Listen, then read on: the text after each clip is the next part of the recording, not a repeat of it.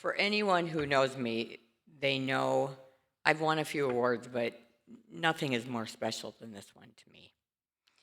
So, as a brand new business owner, I still really believe I drew the lucky card when a realtor told me to join Downtown Rotary to meet people. Being I knew very few people in Appleton, my first Rotary meeting left an empty seat beside me. Running late was this beautiful woman, impeccably dressed, who sat down beside me. And that's how a decade-long mentorship and friendship began with Joyce Bidoff. By the grace of God, she took a liking to me. I have often reflected on that chance meeting, and I think three things stood out. She could tell I was a little bit sassy, like her.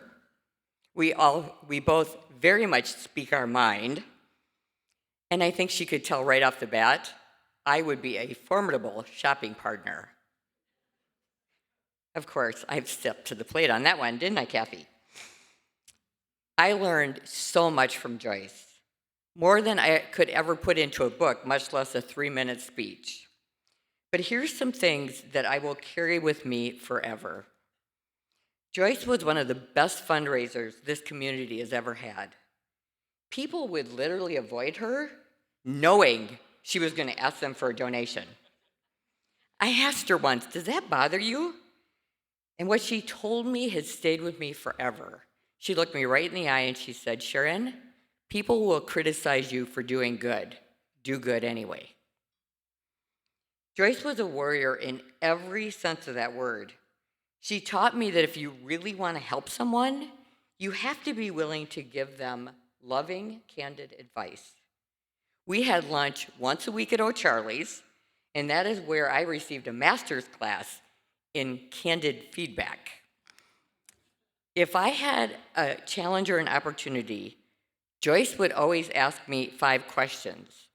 To this day, I still have no idea the significance of 5 questions. But then she would do something that most people won't. She would tell me what she would do. Most people simply give the courteous, "Wow, good luck with that," but not Joyce. For that, I am so grateful, and I have tried to carry this forward in helping others in my business. And last, and the one that I think has probably been the most impactful personally, was something I am sure she had no idea was a life lesson. Joyce was given 3 to 6 months to live when she was diagnosed with cancer. She lived 7 years through sheer will. She was so resilient and such a fighter. I remember toward the end of her battle, she was so weak, and she couldn't have weighed more than 100 pounds. I would pick her up to go to community events, and one particular night, she was weaker than usual. I told her, I said, "Joyce, it's okay, we don't have to go." And again, she looked me right in the eye and said, "Sharon, it is important that they see I am trying." I think that's where my love for Be the Buffalo began. Joyce always ran toward the storm to get through it faster, never ran away. She was a fabulous mentor. She was driven, relentless, yet kind and caring. If I in any way emulate even a fraction of who she was, I could not be more proud to accept this award. I want to thank my family, Jim, and my newlyweds, Katie and Tanner. My amazing team at ERG, thank you for being here. I want to thank Cal. Cal, I'm so glad you came in my office and sat with me during COVID. That was really the reason why I hired him, but he turned out okay. I really appreciate all your years of loyalty.